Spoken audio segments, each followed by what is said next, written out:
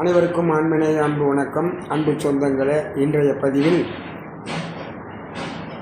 இயற்கை உண்மை என்பது பற்றி சில கருத்துக்களை ஆராய்வோம். அன்பர்களே, இறைவன் எப்பேற்பட்டவன், அவனது வடிவம் என்ன என்பதற்கு சரியான கருத்துக்களை வெளியிட்டவர் நம் வள்ளல் பெருந்தகையவர்கள்தான். அதாவது இறைவன் இயற்கை உண்மை வடிவினன் என்று கூறுகிறார். அங்கே இயற்கை என்றால் என்ன? இயற்கை என்பது மாறுதலுக்கு உட்படாதது, என்றும் மாறாத்தன்மை உடையது. அப்படியெனில் நாம் அனுபவிக்கும் இயற்கை எழில்கள் எல்லாம் இயற்கையா எனில் அது இயற்கை அல்ல. இயற்கை என்பது என்றும் மாறாமல் இருக்கும் ஒன்றுதான் இயற்கை. அப்படி மாறாமல் இருக்கும் இயற்கை தான் இயற்கை உண்மை என்று பெருமானார் கூறுகிறார்.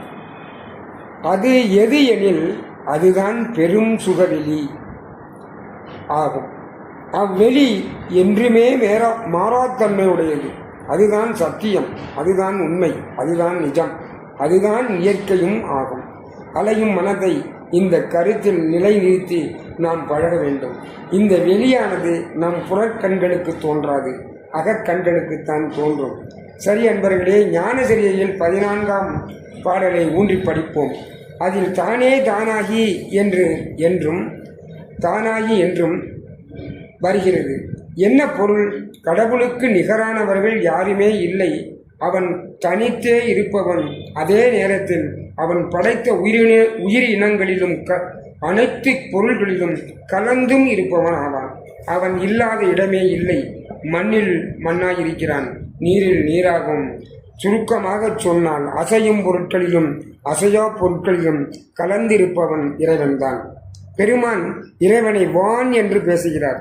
பிண்டத்தில் வான் என்பது புருவனடு, அண்டத்தில் வான் என்பது வெளி ஆகும். எனவே இறைவன் வான் என்னும் புருவனடு ஆகவும், வான்கரு என்ற உயிராகவும், வான்கருவின் முதலாக இருப்பது ஆன்மாவாகவும் நம் பெருமானுக்கு அனுபவத்தில் விளங்கியிருக்கிறது. எனவே இறைவனை நாம் தேனே, செம்பாகே, தெல்லமுதே என புகழ்ந்து பாடுவோம். வினைகளை விரட்டி அழியா தேகமான ஞான தேகத்தினை பற்றி நீடு வாழ்வோம். புகழ்ந்தால் இறைவன் நம்முடைய வினைகளெல்லாம் போக்குவான். பாடி பரவசம் அடைவோம். போற்றி புகழ்வோம். அருட்பெரும் ஜோதி, அருட்பெரும் ஜோதி.